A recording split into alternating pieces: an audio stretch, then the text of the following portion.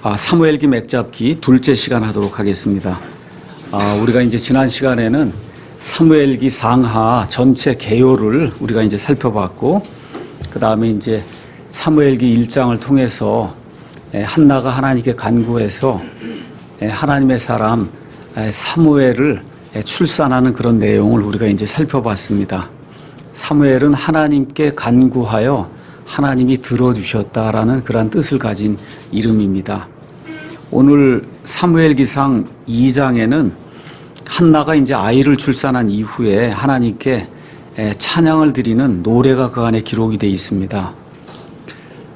성경에 가서 보시면 몇몇 사람들의 그 노래가 이제 기록이 되어 있는데 시편 빼고 특히 여자들 가운데 세 사람이 가장 유명한 그러한 그 노래를 이제 하게 됩니다. 그 중에 한 사람이 여기 나오는 한나고, 나머지 둘은 누가복음에 가서 보면 마리아와 또 마리아 전에 침례자 요한의 어머니 엘리사벳, 요 정도의 이제 사람들이 하나님께 은혜를 입고 또 하나님께 이제 찬양을 드린 그런 내용이 이제 성경에 자세하게 이제 기록이 되어 있습니다.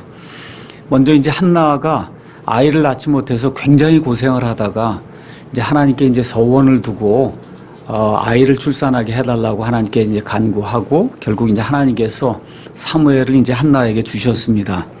자, 그랬는데 사무엘을 이제 하나님 앞에 드리고는 우리 보통 사람들 같으면 어떻게 아이를 낳고 그 아이를 그냥 평생토록 3년 정도 이제 젖 먹는 동안 데리고 있다가 그 조그만 아이를 평생도록 하나님께 드린다고 하는 것 자체가 정말 어머니로서는 할 수 없는 그런 힘든 일이잖아요. 사실은 울어야 되는 그런 그 입장인데 여기 2장에 들어가서 보니까 울기는커녕 오히려 하나님을 찬양하는 그런 내용이 그 안에 기록이 되어 있습니다. 한나가 기도하여 이르되 내 마음이 주를 기뻐하며, 아이를 드리고서도 내 마음이 주를 기뻐하며 내 뿔이 주 안에서 높여졌도다.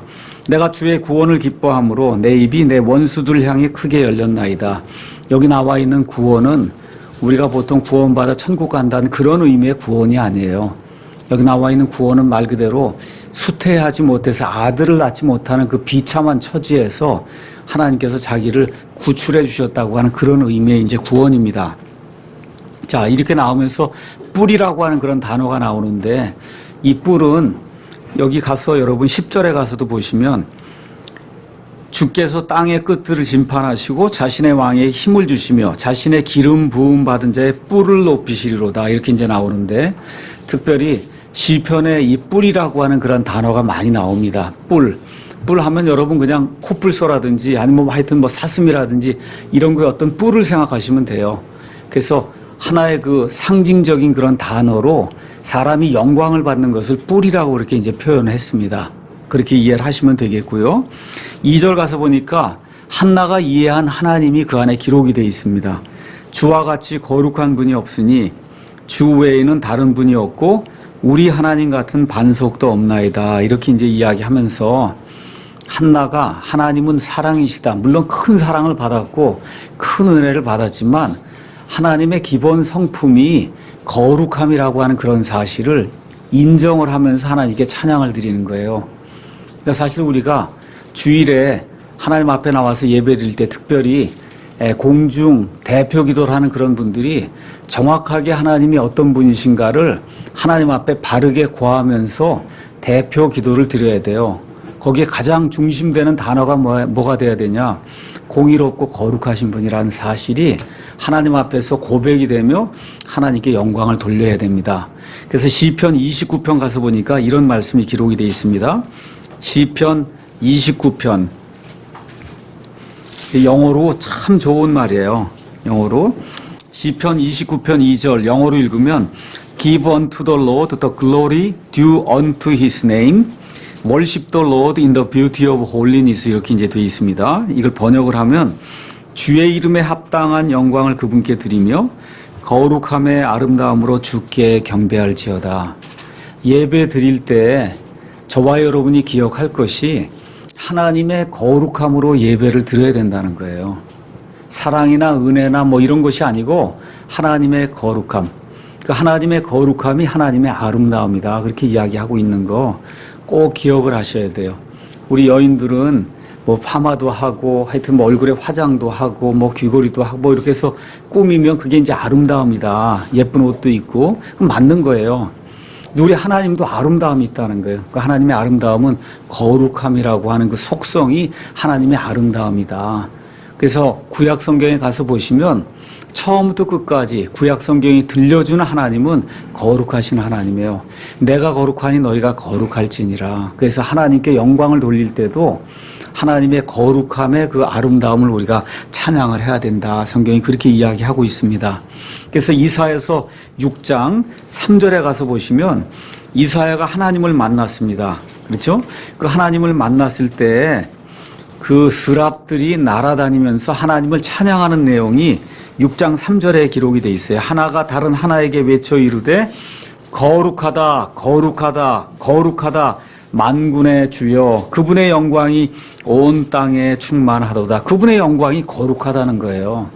삼위일체 하나님이시기 때문에 거룩하다 거룩하다 거룩하다 이 세 번을 지금 외치면서 요한계시록에도 똑같은 말씀이 동일하게 나옵니다. 거룩하다. 영어로 holy, holy, holy 하고 세 번씩이나 외치면서 하나님의 거룩함을 이야기하는 내용이 그 안에 이제 기록이 돼 있고 또 한나가 무엇을 하나님 앞에 고백을 하냐? 하나님 외에는 다른 신이 없다는 거예요. 그래서 신명기 6장 4절 가서 보시면 오 이스라엘에 들으라 주 우리 하나님은 한 주시니 one Lord라는 거예요. 여럿이 아니고 하나다. 하나. 그래서 세상을 창조하신 분, 세상을 운영하시는 분, 또 우리에게 구원자를 주시는 분, 앞으로 이 세상을 심판하실 분, 한 주님, 한 하나님. 근데 그 한 주님, 한 하나님 안에 세 분의 인격체가 있다고 성경이 이야기해요. 그걸 우리가 삼위일체라고 이야기를 하는 겁니다. 그래서 한나가 하나님 앞에 기도하고 찬양을 할 때 거룩하신 분, 한 하나님 찬양을 하고 2절 가서 보니까 하나님을 또 반석이라고 이야기하고 있습니다. 자, 우리말로 이제 반석이라고 많이 표현이 되어 있는데 영어로 rock 그렇게 되어 있어요. rock은 말 그대로 rock은 어느 정도 크기가 되는 큰 돌을 우리가 rock이라고 이제 이야기해 반석이라고 얘기하고 바위라고 얘기하거든요. 그래서 우리가 지난번에 우리 교회에서 한 40여 명이 저쪽 미국에 이제 샌프란시스코 그쪽으로 이제 여행을 갔다가 요세미티 공원을 한번 갔습니다. 그 요세미티 공원에 갔더니 엄청나게 큰 산이 있는데 그 산이 바위 덩어리 하나예요. 엄청나게 큰 그런 정도를 반석이라고 얘기하면서 특히 시편에 가서 보시면 시편 기자들이 여호와 하나님은 나의 반석이시다. 움직이지 않고 요동하지 않는 그와 같은 돌덩어리라고 그렇게 이제 이야기합니다. 그래서 주님의 힘을 표현할 때 주님이 견고하게 안정된 모습으로 계신 분이라는 걸 표현할 때 또 변하지 않는 분이다. 여러분 그래서 하여튼 뭐 집에 가시거든 네이버에 가서 요세미티 하고 아마 그 이름이 아마 캐피탄이라는 그런 바위일 거예요. 한번 이렇게 치시면 무지무지하게 큰 바위가 나옵니다. 어쩌면 영원 무궁토록 시간이 지나도 결코 변하지 않는 거거든요. 그러니까 성경에서 하나님을 바위라고 이야기할 때는 반석이라고 이야기할 때는 그와 같은 개념이다. 자, 이렇게 이제 이야기하면서 3절에 하나님 앞에 우리가 나갈 때 절대 교만해서는 안 된다. 한나가 이야기를 하고 있습니다. 왜 그러냐? 하나님이 모든 것을 아신다는 거예요. 이런 거 이제 가서 보시면 하나님은 주께서는 지식의 하나님이시다. 뭐 지식이 많으신가 보다. 이런 식으로 생각하지 마시고 이럴 때 이제 지식은 안다는 것을 명사형으로 표현한 거예요. 그렇기 때문에 하나님께서 우리의 모든 것을 아신다는 거예요. 다 아신다는 거예요. 그거 아셔갖고 그래서 이제 이런 것도 3절 맨 끝에 가서 보시면 친히 사람의 행동을 달아보시는도다 이랬는데 원래대로 조금 좀 그냥 하면 다시는도다 이렇게 돼 있는 거예요. 그러니까 다신다고 하니까 뭘 다나 자꾸 이렇게 얘기하다 보니 할 수 없어서 지금 달아보신다고 얘기한 거예요. 뭐냐? 저울 위에 올려놓고 사람의 모든 행동을 다 안다는 겁니다. 여러분 달아요. 그래서 하나님의 기준에 합당한가 합당하지 아닌가를 다신다는 거예요. 믿지 않는 사람들은 천년왕국이 끝날 때 우리가 보통 백보자 심판, 크고 흰 왕좌 심판이라고 불리는 그 심판석에서 하나님이 각 사람이 자기 몸에 행한 모든 것을 다실 거고 우리 그리스도인들은 천년왕국이 시작되기 바로 전에 또 그 전에 한 7년 전쯤에 우리 모두가 다 휴거되거나 아니면 부활돼서 그리스도의 심판석 앞에 가게 되면 그 심판석에서 예수님께 모든 것을 회개보고 할 때 우리가 행한 모든 행동들, 우리가 행한 모든 말들을 하나님께서 자기의 기준에 따라 그 저울에서 다신다. 성경이 그렇게 이야기하고 있습니다. 자, 이것이 끝난 다음에 5절에서 8절에는 은혜의 하나님을 찬양하고 있어요.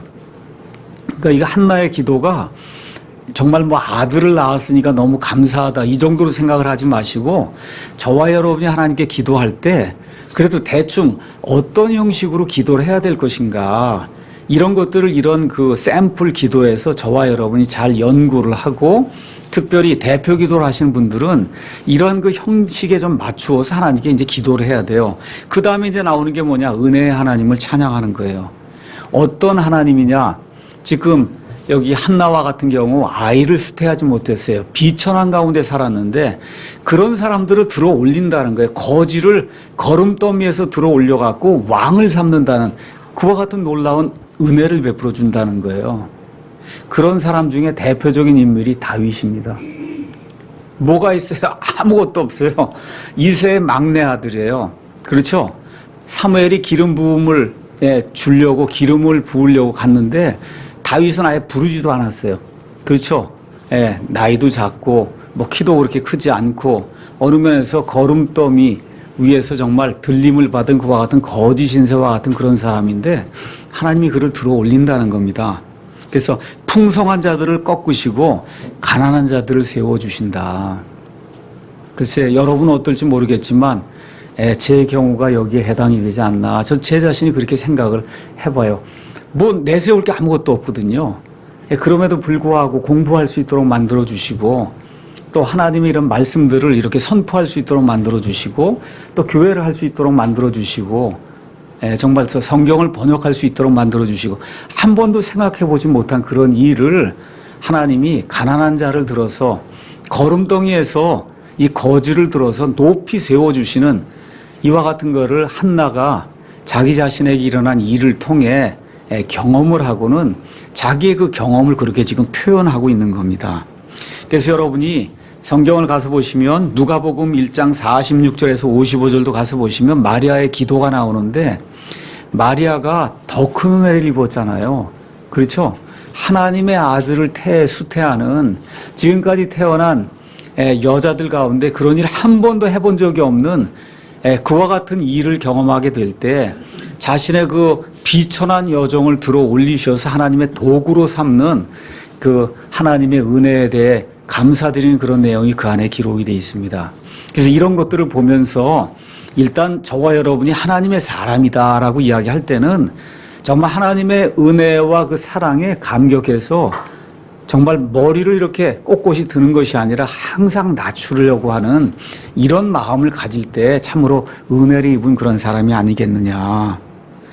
그래서 고린도전서 1장 26절에서 31절 가서 보니까 하나님께서 저와 여러분을 선택해 주셨는데 저와 여러분이 어떤 사람이냐, 세상 사람들하고 비교해 보면 가진 것도 별반 없고 뭐 능력도 그렇게 뛰어나지 않고 정말 연약한 사람들이라는 거예요. 왜 우리를 그렇게 택하셨냐? 우리같이 연약하고 부족하고 가난한 그런 사람들을 택해서 세상에 교만하고 뭐 뛰어나다 그러고 강력하다고 하는 그런 사람들을 잠잠하게 하시려고 하나님께서 그런 일을 하셨다. 성경이 그렇게 이야기하고 있습니다. 6절 가서 보니까 주께서는 죽이기도 하시고 살리기도 하시며 무덤으로 내려가기도 하시고 올라가기도 하시는도다. 이걸 보통 장로교인들은 하나님의 주권이다 그렇게 이야기합니다. 하나님의 주권. 맞아요. 하나님의 주권이 하나님이 죽이기도 하고 살리기도 하시고 악이 낳는 그 태를 닫게도 하시고 그렇죠? 또 열리게도 하시고 하나님 그런 일을 하십니다. 그럼에도 불구하고 하나님께서 지금까지 우리 인간의 자유의지를 하나님 마음대로 꺾어가면서 그렇게 하신 일은 성경에 한 번도 없어요. 그래서 하나님의 주권과 그 다음에 인간의 자유의지 이 두 개가 균형 있게 조화를 이루면서 성경 전체에 기록이 되어 있다. 이런 것들을 저와 여러분이 기억하시면 좋습니다. 9절에서 10절에는 우리를 보호해 주신 하나님의 은혜에 대해서 여기 한나가 하나님을 찬양하고 있습니다. 이 모든 찬양이 끝난 이후에 11절 가서 보니까 엘가나는 라마에 있는 자기 집으로 돌아가고 그 아이는 제사장 엘리 앞에서 주를 섬겼다. 그래서 3살 정도, 만 3살 정도 되었을 때 아이의 젖을 뗀 이후에 이 부부가 그 아이를 여기 실로에 있는 하나님의 집에 두고는 한나가 와서 하나님께 기도를 드리고 그리고는 자기 집으로 부부가 돌아가는 그런 내용이 그 안에 이제 기록이 되어 있습니다. 자, 2장 12절에서 17절에는 지금까지는 우리가 엘가나라고 하는 그런 사람의 가정 이야기를 했어요. 엘가나, 그의 아내 한나, 그리고 그에게서 태어난 사무엘. 지금 엘가나라는 사람의 가정 이야기를 했고 이제부터는 엘리라고 하는 대제사장의 가족 이야기가 이제 나오기 시작합니다. 어디까지 나오냐? 3장 끝까지 나오는 거예요. 그래서 하나님께서 이 엘가나, 특별히 이제 사무엘, 한나 이런 사람들의 이야기와 더불어 반대편에 있는 하나님의 대제사장으로 하나님을 섬겨야 될 그 가정에 어떤 악한 일이 일어나는 이 두 가지를 이렇게 대비를 하면서 하나님이 이제 보여주세요. 특별히 이 엘리에게 두 아들이 있었는데 하나 이름은 홈니고 하나 이름은 비느하스입니다. 이 사람들의 죄가 어떤 것이고 그래서 하나님께서 이들에게 어떠한 심판을 내리시는가를 하나님이 분명하게 이제 보여주세요. 2장 26절에 가서 보니까 아이 사무엘은 점점 자라면서 주와 사람들에게 호의를 입었다. 그래서 하나님의 사람은 하나님 앞에서 또 사람들 앞에서 호의를 입었다.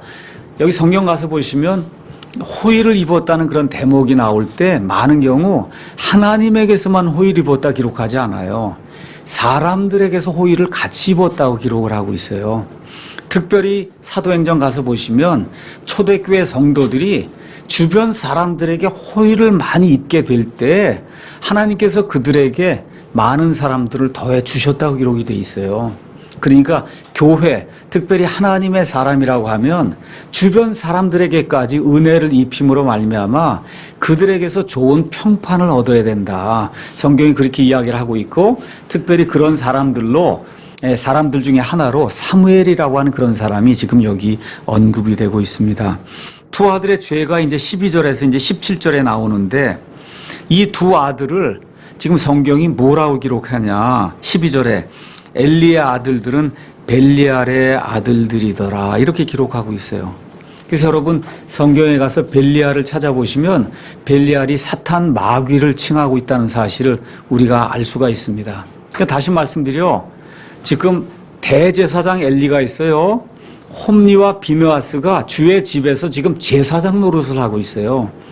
근데 성경이 이 두 사람을 마귀의 자식이다 그렇게 이야기하고 있어요. 참으로 놀랄 일이에요. 하나님의 집에서 하나님의 일을 지금 수행하는데 하나님께서 이 두 사람은 내 자식이 아니라 마귀의 자식이다. 지금 그렇게 이야기하고 있다는 거. 그걸 저와 여러분이 기억을 해야 됩니다. 어떻게 마귀 짓을 했냐? 하나님께서 레위기 7장, 레위기 10장, 그 다음에 신명기 18장 이런 데 가서 보면 제사장들이 백성들이 하나님께 헌물을 드리고 희생물을 드리면 제사장들이 그 헌물이나 희생물에서 취해야 될 그런 몫을 하나님이 이미 이렇게 지정을 해 놓으셨어요. 그것 외에는 하나님의 것이기 때문에 제사장이 취하면 안 되는 거예요. 근데 여기 가서 보니까 어떻게 했냐? 이 고기를 삶거나 이렇게 할 때 그저 갈고리 가지고 가서 아무거나 그냥 자기들이 찝는 대로 그냥 자기 몫을 삼았다는 거예요. 이렇게 하면 안 된다는 거예요. 하나님께서 정해주신 몫이 있어요. 그것 이외에 다른 것을 취하면 불법이라고 성경이 이야기하는데 그냥 살달린 그런 갈고리를 가서 그저 아무거나 끄집어내면 그냥 그게 자기 몫이 되는 이런 악한 일을 저질렀다. 그 다음에 또 하나가 성경 가셔서 희생물과 그 다음에 헌물을 드릴 때 가서 보시면 그 소나 양이나 이런 데 기름 덩어리가 있잖아요. 이 기름은 태우면 향기가 나서 올라가거든요. 그래서 기름은 다 하나님께 드려야 되는 거예요. 하나님께. 근데 이 사람들이 기름 중에 일부를 자기들이 이제 취하려고 기름을 태우기 전에 고기를 달라고 하고 또 뭐라 그래요? 내가 이렇게 삶은 고기는 질렸다고 얘기를 하며 그렇죠? 그래서 어떻게 이제 날고기를 좀 가져다가 구워 먹어야 되겠다 해서 날고기를 그렇게 달라고 요구를 했는데 백성이 아니 제사장이 어떻게 그렇게 규율을 어기고 그렇게 할 수 있냐? 그러면 어떻게 억지로 했다고 성경이 그렇게 이야기를 하고 있습니다. 그렇죠? 이렇게 이제 하는 가운데 백성들이 가만히 보니까 제사장도 저렇게 하는데 뭐 우리가 굳이 좋은 걸 갖다 드려야 할 필요가 뭐가 있겠느냐 하고 하나님의 헌물을 멸시하는 일이 생겼다고 17절에 기록이 되어 있어요. 그러므로 이 청년들의 죄가 주 앞에 심히 컸으니 이는 사람들이 주의 헌물을 멸시하였기 때문이다. 그러니까 하나님 앞에 우리가 지금 이 시대에는 양을 드리거나 소를 드리지 않지만 지금 이 말씀이 우리에게 주고자 하는 것은 하나님께 마땅히 드려야 될 것을 정확하게 하나님께 드려야 된다는 거예요. 이스라엘 백성이 이렇게 하나님의 헌물을 멸시하고 우상을 숭배하다가 결국은 바벨론 땅으로 포로가 되어 잡혀갑니다. 거기서 목석을 섬기다가 결국은 깨닫고 다시 돌아왔거든요. 이런 가운데 말라기라고 하는 그런 대언자가 예수님 오시기 400년 전에 등장을 합니다. 말라기 시대 이 사람들이 바빌론 포로 생활하고 돌아와서도 하나님 앞에 헌물을 드리는데 하나님이 미워하시는 그런 헌물을 드린 내용이 그 안에 기록이 되어 있어요. 한번 가서 말라기 한번 가서 보겠습니다. 마태복음 바로 전에 가서 보시면 말라기 이제 1장이 나오는데 말라기 1장 6절에서 8절 가서 보니까 오 내 이름을 멸시하는 제사장들아 만군의 주가 너에게 이르기를 아들은 자기 아버지를 공경하고 종은 자기 조인을 공경하나니 그런즉 내가 아버지일진데 나를 공경함이 어디 있느냐 내가 주인일진데 나를 두려워함이 어디 있느냐 하거니와 너희는 이르기를 우리가 어떤 점에서 주의 이름을 멸시하였나이까 하는도다. 너희가 더러운 빵을 내 제단에 드리고는 이르기를 우리가 어떤 점에서 주를 더럽게 하였나이까 하나니 너희가 이르기를 주의 상은 업신여겨도 된다 하는 점에서 그리하였느니라. 만군의 주가 말하노라 너희가 눈먼 것을 희생물로 드리면 그것이 악하지 아니하냐. 구약에 하나님께서 분명하게 온전한 그런 짐승만 하나님께 드릴 수 있다고 말씀을 드려 하셨거든요. 근데 어떻게 해요? 눈 멀고 말 그대로 병 들리고 정말 하나님께 드릴 수 없는 이런 것들을 갖다 바친다는 거예요. 그 다음에 너희가 다리 저는 것과 병든 것을 드리면 그것이 악하지 아니하냐. 그래서 지금 말라기가 뭘 얘기하냐. 이제 그것을 내 총독에게 한번 드려봐라. 지금 시기라면 대통령한테 한번 가져다가 한번 줘봐라. 대통령이 그거 받겠냐. 그렇죠? 이렇게 이야기하면서 이스라엘 백성이 하나님의 헌물을 멸시하는 것을 직접 이렇게 책망하는 그런 내용이 성경에 나옵니다. 그러니까 이스라엘 백성이 했던 일이 왜 기록이 돼 있냐. 하나님의 백성이 자고로 계속 그렇게 했다는 거예요. 지금 이 시간에도 마찬가지라는 거예요. 하나님께 우리가 헌물을 드릴 때에도 깨끗하게 우리 양심의 거리낌이 없는 그와 같은 헌물을 드려야 되는데 이렇게 하나님이 원치 않는 그런 모습의 그와 같은 헌물을 드리게 되면 하나님이 내 총독에게 한번 가서 드려봐라. 그러면 그 총독이 그걸 받겠냐. 이것이 하나님의 헌물을 멸시하는 거라고 지금 하나님의 말씀이 우리에게 이야기해 주고 있습니다. 그 다음에 또 일이 이제 생겼죠. 2장 22절에 가서 보니까 어떤 일이 생깁니까? 이 사람들이 글쎄 성막에 모여서 하나님의 일을 돕기 위해 또 성막에서 섬기는 여러 가지 일로 이렇게 섬기기 위해 거기 여인들이 거하고 있는데 그 여인들과 간음한 그런 내용이 이 22절 이후에 이제 또 기록이 되어 있는 겁니다. 그렇죠? 그래서 여인들을 격려하고 위로해야 될 책임을 갖은 제사장이 여인들을 유혹해서 죄를 짓게 했다고 성경이 그렇게 기록을 하고 있어요. 그러니까 하나님의 집이 죄를 고백하고 죄를 용서받는 그런 장소가 아니고 죄를 짓는 장소로 타락했다는 거예요. 참으로 아이러니가 뭐냐 하면 저와 여러분이 대언서를 가서 읽으면 이스라엘 백성이 자기 옆에 있는 이웃의 아내의 뒤를 쫓아다녀서 음행을 벌인다고 하는 그런 말씀이 성경에 계속 많이 나옵니다. 구약만 그런 게 아니에요. 신약 성경에도 그렇게 기록이 되어 있어요. 하나님의 백성이 간음하는 이런 일 해서는 안 된다고. 왜 그런 일이 기록이 되어 있냐? 하나님의 백성이 간음을 하기 때문에 그런 말씀이 기록이 되어 있는 거예요. 지금 여기는 대제사장의 아들들, 다시 말씀드려 그 당시에 제사장이 많지 않았던 것 같은데 제사장이 많았다 해도 대제사장의 아들들이니까 둘 중 안에 하나는 특별한 일이 없는 한 대제사장이 돼야 될 사람이에요. 그렇죠? 이런 사람들이 하나님의 헌물을 멸시하고 하나님의 집에서 간음을 벌였다고 하나님께서 직접 말씀해 주세요. 이런 것들 우리가 보면서 특별히 하나님의 집에서 이 신약시에 일하는 목사가 재정 문제, 목사의 가장 큰 시험거리 두 가지는 여자하고 돈이라고 모두가 다 그렇게 이야기하고 있어요. 그래서 이 두 문제 목사가 걸려 넘어지지 않도록 교회도 조심을 해야 되고 그 다음에 목사와 또 목사의 아내가 대단히 큰 신경을 써야 됩니다. 여기에 걸려 넘어지면 지금까지 해왔던 모든 일이 다 완전히 그냥 수포가 되고 말아요. 수포가 되고 이 지금 두 사람이 지금 그렇게 되고 말았거든요. 그럼에도 불구하고 이거 18절 가서 보니까 이 두 사람과 비교해서 사무엘은 주님을 섬겼다고 성경이 기록을 하고 있어요. 그러나 사무엘은 아이였을 때 3살, 4살, 5살 요 아이였을 때 아마 에봇을 입고 주님 앞에서 섬겼다. 그렇게 기록을 하고 있습니다. 자, 이런 가운데 하나님께서 엘가나와 한나에게 복을 주신 내용이 21절에 기록이 되어 있어요.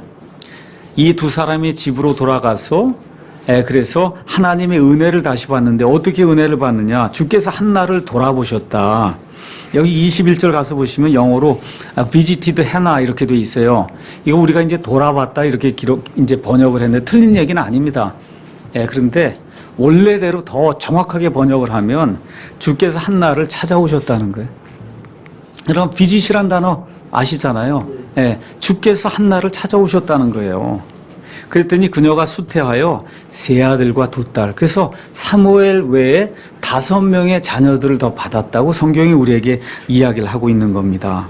자, 이렇게 되는 가운데 이 엘리의 2아들 홈리와 그 다음에 비느하스가 아버지의 경고를 무시하는 내용이 24절, 25절에 나와요. 아버지가 들으니 이 2 아들들이 하나님의 헌물을 멸시하고 또 성소에서 여인들과 간음하고 이러니까 아버지가 얼마나 답답했겠어요. 그렇죠? 지금 여기 가서 보니까 아버지 나이가 그냥 90이 됐다 그랬어요. 이제 조금 이따 나오면 알겠지만 아버지 지금 90이 돼서 힘을 못 쓰는 가운데 지금 이러고 있으니 얼마나 답답하겠습니까? 그러니까 24절에 불러다 놓고 이야기하는 거예요. 아니라 내 아들들아, 내가 듣는 소문이 좋지 아니하니 너희가 주의 백성으로 하여금 범법하게 하는도다. 한 사람이 다른 사람에게 죄를 지으면 재판관이 그를 재판할 터이나 사람이 주께 죄를 지으면 누가 그를 위하여 간구하겠느냐.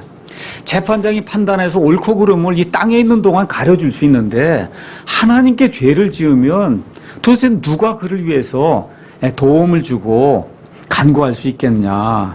그럼에도 불구하고 그들이 자기들의 아버지의 음성에 귀를 기울이지 아니하였으니 그 다음에 이유가 나와요. 이는 주께서 그들을 죽이려고 그렇게 작정을 했기 때문에 안 들었다는 거예요.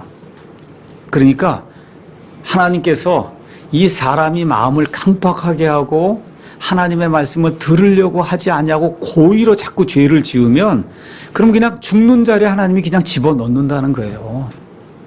이런 악한 일이 우리에게 생기지 않도록 우리도 조심하고 우리 아이들도 조심을 시켜야 돼요.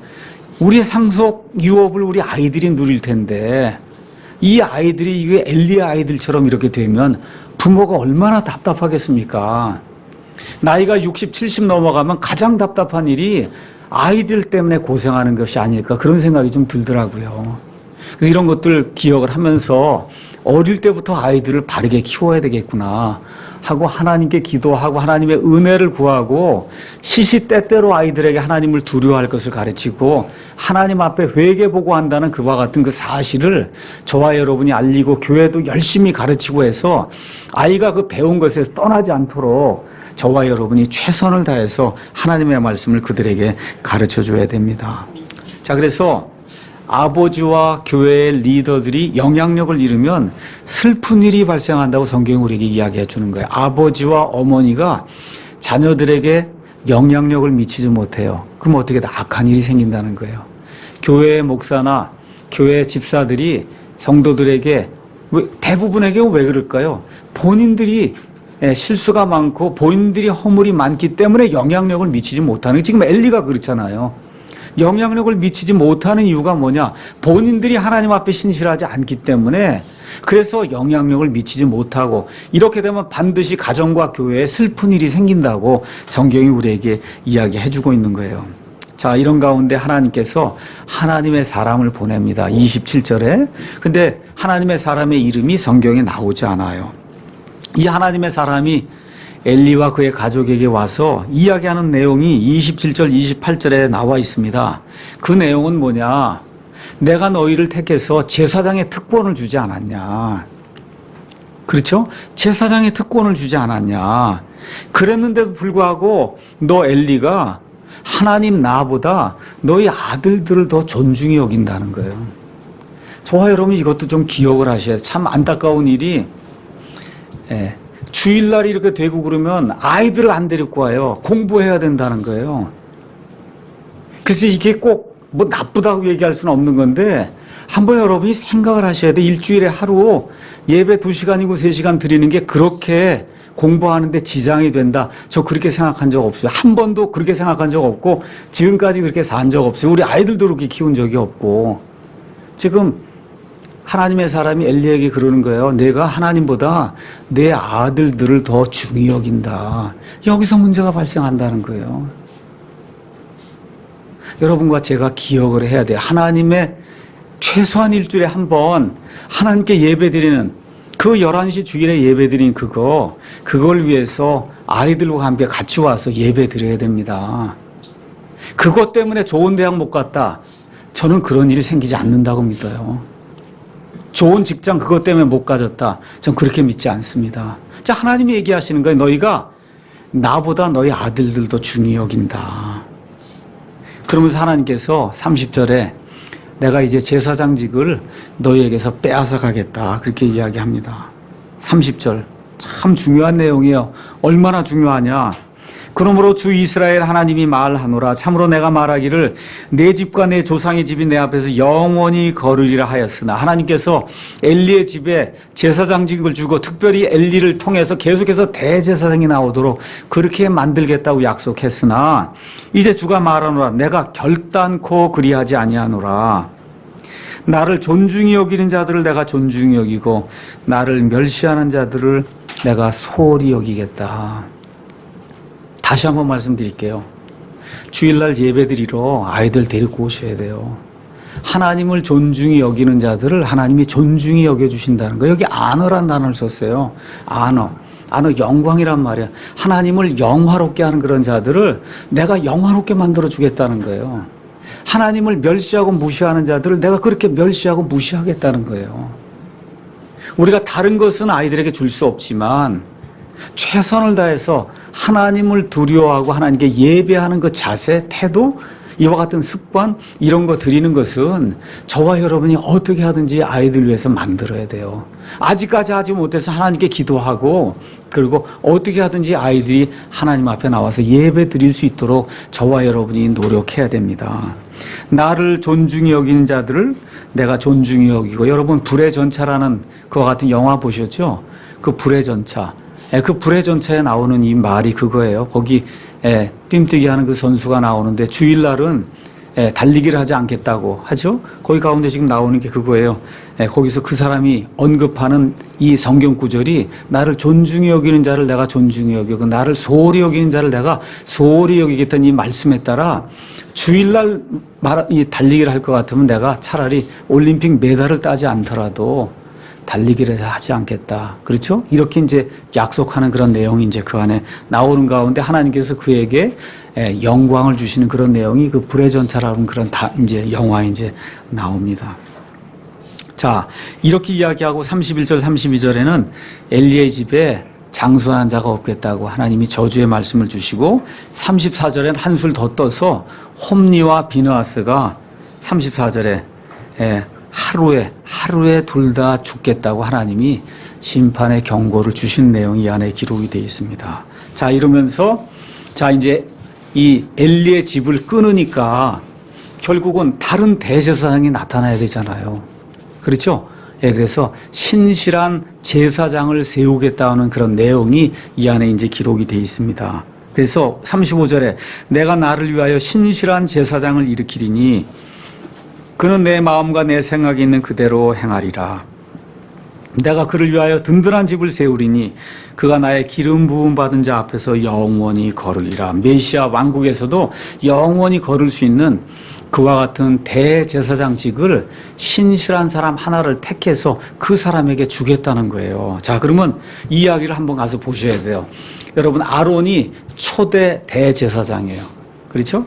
그래서 아론의 아들들만 쭉 넘어가면서 거기서 제사장이 나오고 그 가운데서 이제 대제사장이 하나 나오는 거예요. 아론에게는 아들이 넷이 나와 있습니다.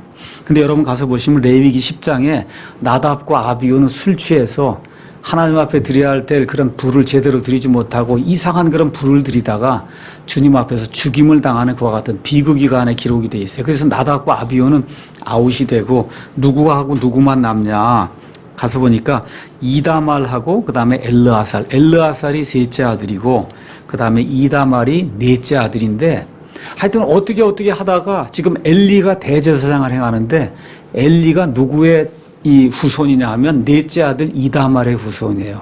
이다말. 그러니까 이 얘기는 무슨 얘기냐. 이제 이다말에게서 대제사장이 나오는 거 이제 끝을 내고 내가 셋째 아들인 엘르아살의 그러한 그 후손으로부터 영원무궁토록 대제사장을 내겠다. 하나님이 그렇게 이제 말씀을 하시는 거예요.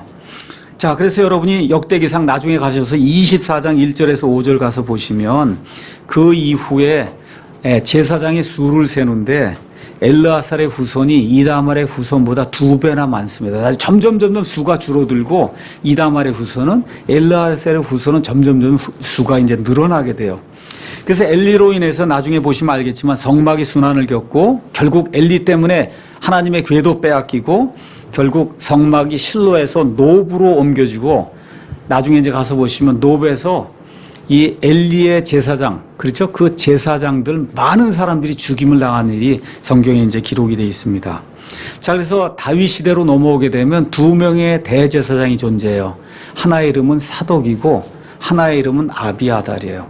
아비아달은 엘리 계통의 대제사장이고 사독이라는 엘르아살 계통의 대제사장이 이제 나오게 되는데 나중에 이 아비아달이 이 솔로몬을 왕으로 세우려고 하는 그런 시도 그거를 거부하고 결국은 이 아도니아라고 한 사람이 합작을 해서 그래서 아도니아를 왕으로 세우는 그 일에 음모에 이제 아비아달이 가입을 하게 되면서 제사장직을 빼앗기게 됩니다. 이렇게 해서 그때부터는 사독의 후에만 대제사장을 하게 되는 그런 일이 이제 생기게 돼요. 성경 가서 보니까. 그래서 여기 35절에 나오는 신실한 제사장은 사독으로 보는 것이 대부분의 주석가들의 견해고 저와 여러분이 이제 에스겔서 가서 보시면 에스겔서 40장에서 48장에는 이 땅에 나중에 이루어질 천년왕국, 메시아 왕국이 나오는데 그 메시아 왕국에도 제사장이 이제 생겨요.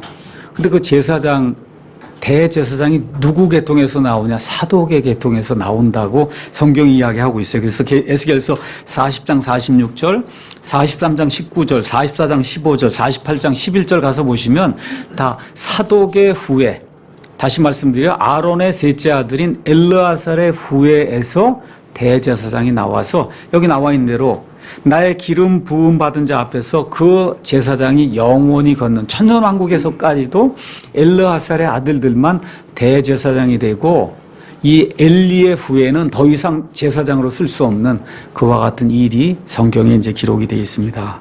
자, 이렇게 되면서 하나님의 이 저주의 말씀이 엘리에게 확고하게 이제 선포되는 그런 내용이 2장에 기록이 되어 있습니다. 3장으로 이제 넘어가겠습니다. 3장에는 사무엘이 드디어 인생에서 처음으로 하나님의 말씀을 대언하는 내용이 그 안에 기록이 되어 있어요. 그러니까 사무엘은 대언자이기도 하고 재판관이기도 하고 또 어떤 면에서는 제사장이기도 하고 그렇죠? 그래서 여러 가지 그런 기능들을 이제 다 행한 그런 사람이었어요. 이제 이 사무엘 시대의 그 시대의 특징이 1절에 기록이 되어 있습니다. 아이 사무엘이 엘리 앞에서 주를 섬겼는데 그때에는 주의 말씀이 희귀하여 열린 환상이 전혀 없었다. 여기 환상이라고 하니까 이렇게 우리 요새 뭐 환상을 본다고 하는 그런 의미로 이제 생각하기 쉬운데 그 당시에 그 환상이라고 하는 건 계시를 이야기하는 거예요. 그러니까 하나님께서 말씀해 주시는 그런 하나님의 대언의 말씀이 전혀 없었다는 거예요. 전혀 없으니까 희귀했다고 성경이 그렇게 이야기하고 있는 겁니다. 왜 그러냐? 첫째, 지도자가 부패했어요. 엘리와 엘리의 두 아들이 부패했어요. 백성이 불순종했어요. 그렇죠? 이렇게 되기 때문에 하나님께서 말씀을 주셔야 백성이 듣지를 않으니까 주실 필요가 없었다는 겁니다. 그래서 에스겔서 7장 26절 이런 데 가서 보시면 하나님께서 백성이 들으려고 하지 않냐고 지도자가 부패하면 하나님의 말씀을 주지 않는다. 저와 여러분이 이 땅에 하나님의 말씀을 제대로 가르치는 그런 목사들이 많이 나오기로 해서 하나님께 간절히 기도하고 있어요. 그렇게 기도하고 노력하는데도 나오지 않으면 그 이유가 뭐냐? 이 땅의 치리자들, 목사들, 이 땅의 치리자들이 부패하고 백성이 말씀을 줘도 순종하려 하지 않기 때문에 하나님이 주지 않는다는 거예요. 이러할 때는 하나님의 말씀이 희귀하다고 성경이 우리에게 이야기하고 있습니다. 자, 이런 가운데 하나님께서 사무엘을 대언자로 세우시기 위해 사무엘을 4번 부르세요. 4절에 한 번 나옵니다. 6절에 한 번 나오고 8절에 한 번 나오는데 여러분이 알다시피 사무엘이 한 번도 하나님의 음성을 들어본 적이 없기 때문에 사무엘아 사무엘아 할 때 엘리가 자기를 부른 줄로 알고 엘리에게로 달려가서 내가 여기 있습니다 하고 이야기하는 내용이 그 안에 기록이 되어 있어요.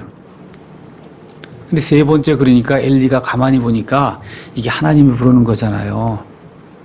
어떻게 엘리가 이것을 알았을까요? 본인도 어렸을 때 이런 말씀을 들었단 말이에요. 엘리도 하나님의 재판관이에요. 엘리 하나님의 대제사장이에요. 지금 이게 타락해서 이 귀가 열리지 않고 하나님의 말씀을 듣지 못하지만 분명히 자기 어린 시절에도 하나님께서 그에게 환상 계시를 통해 하나님의 말씀을 주신 그런 일이 있었기 때문에 그 이름을 밤에 부르실 때 이것이 주님이 이 아이를 부르시는 것과 딱 직감적으로 느끼는 그런 일이 있었다고 우리가 예측을 해볼 수가 있습니다. 자, 그러면 사무엘이 이렇게 대언의 일을 시작했을 때 나이가 얼마쯤 됐겠냐? 여기 나와 있지 않습니다. 근데 유대인들은 12살쯤 되었을 때 그 남자아이를 성인으로 본다 그래요. 그래서 지금 공식적으로 우리 예수님도 12살 그 이야기가 나오는 거 아시죠? 12살 정도 되었을 때 성인으로서 하나님의 일을 하는 이와 같은 일들이 성경에 기록이 된 것을 봐서 아마 사무엘이 지금 대언자로서의 그 일생을 시작하는 바로 이 시기가 그에게 한 12살 정도의 나이가 아니겠느냐, 이런 것들을 우리가 살펴볼 수 있습니다. 지금 하나님께서 말씀하실 때 엘리가 뭐라 그래요? 주여 주의 종이 듣나이다 말씀하소서. 그렇게 이야기할 때 결국 사무엘을 다시 부를 때 하나님께서 사무엘이 주의 종이 듣습니다 말씀하시옵소서 하고 하나님 앞에 말씀하는 내용이 그 안에 기록이 되어 있습니다. 그랬는데 하나님이 놀라운 말씀을 하시는 거예요. 12절에서 14절 뭘 얘기하는 거예요? 이제 엘리의 집에 대해서 내가 말할 텐데 듣는 모든 사람의 두 귀가 찡하고 울린다는 거예요. 이게 보통 말이 아니라는 겁니다. 그렇죠? 그래서 어떤 일을 하려고 하냐? 그의 집을 영원토록 심판하리라고 그에게 말하였으니 이는 그의 아들들이 스스로를 더럽혔으나 그가 그들을 억제하지 아니하였기 때문이다. 아버지가 분명히 죄들을 알고도 그 아들을 덮어주고 눈 감아줬다는 거예요. 놀라운 말씀이 그 안에 기록이 되어 있습니다. 14절 그러므로 내가 엘리의 집에 대해 맹세하기를 엘리의 집의 불법은 희생물이나 헌물로 영원히 제거되지 아니하리라. 아무리 많은 헌물과 희생물을 드린다 해도 엘리가 지은 그 죄, 그 두 아들들이 지은 죄가 너무나 엄청나게 크기 때문에 결코 어떤 것으로도 용서받을 수 없다. 하나님이 준엄하게 심판을 집행하신 내용이 그 안에 기록이 되어 있습니다. 자, 이 말씀을 듣고 15절 가서 보니까 사무엘이 아침까지 누웠다가 주의 집 문들을 열었으나 그 환상을 엘리에게 알리는 것을 두려워하였더라. 무슨 얘기예요? 아침에 또 일어나서 문 열고 집안 청소하고 평범한 그런 일을 다시 시작을 했다는 거예요. 또 엘리에게 그 말을 하지 않았다는 거예요. 저와 여러분이 이런 것을 통해서 훌륭한 지도자가 된다는 것이 무엇인가 자세히 깨달아 알아야 된다는 거예요. 이게 뭐예요?